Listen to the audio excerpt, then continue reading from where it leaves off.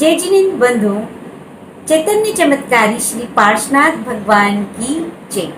आचार्य श्री विद्यासागर जी महाराज व आचार्य श्री समीसागर जी महाराज की जय।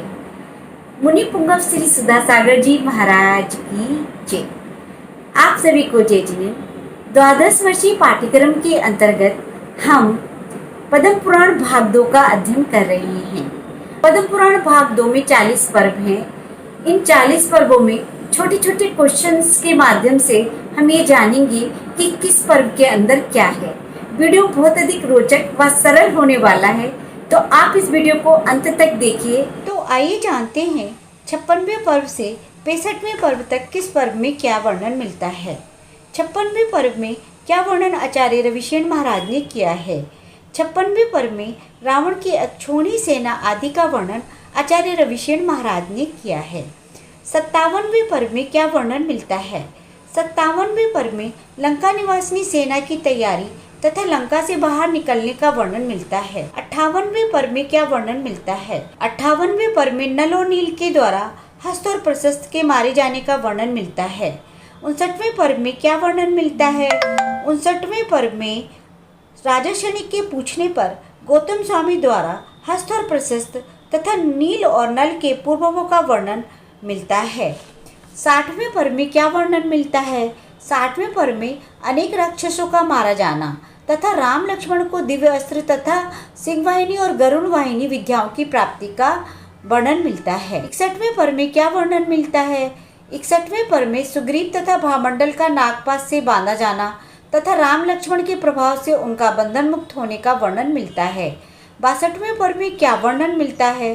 62वें पर्व में वानर तथा राक्षसवंशी राजाओं का युद्ध, विभीषण व रावण का संवाद तथा रावण के द्वारा शक्ति का चलाए जाना, शक्ति के लग जाने पर लक्ष्मण का मूर्छित होकर पृथ्वी पर गिर पड़ना, ये वर्णन मिलता है।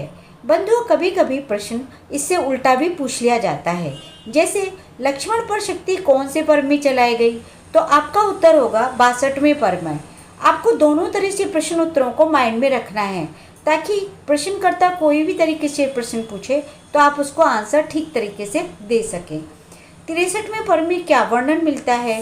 63वें पर्व में शक्ति लगे हुए लक्ष्मण को देख राम के विलाप का वर्णन मिलता है। 64वें पर्व में क्या वर्णन मिलता है। 64वें पर्व में इंद्रजीत, मेघवान तथा कुंभकर्ण के मरने की आशंका से रावण का दुखी होना तथा लक्ष्मण के घायल होने से सीता माँ का दुखी होना, लक्ष्मण की शक्ति को निकालने का उपाय बताना, विशल्या के पूर्वभूत तथा वर्तमान के प्रभाव का वर्णन मिलता है। 65वें पर्व में क्या वर्णन मिलता है।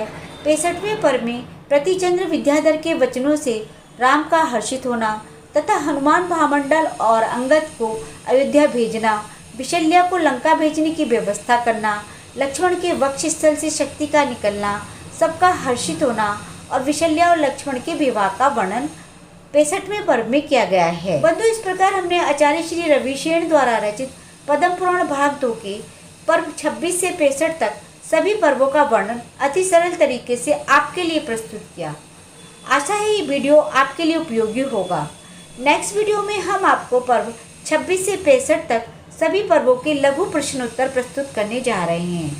पद्म पुराण भाग 2 के हम अभी तक 4 वीडियो आपके लिए बना चुके हैं।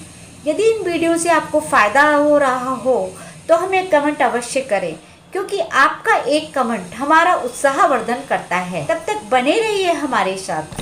जय जिनेन्द्र।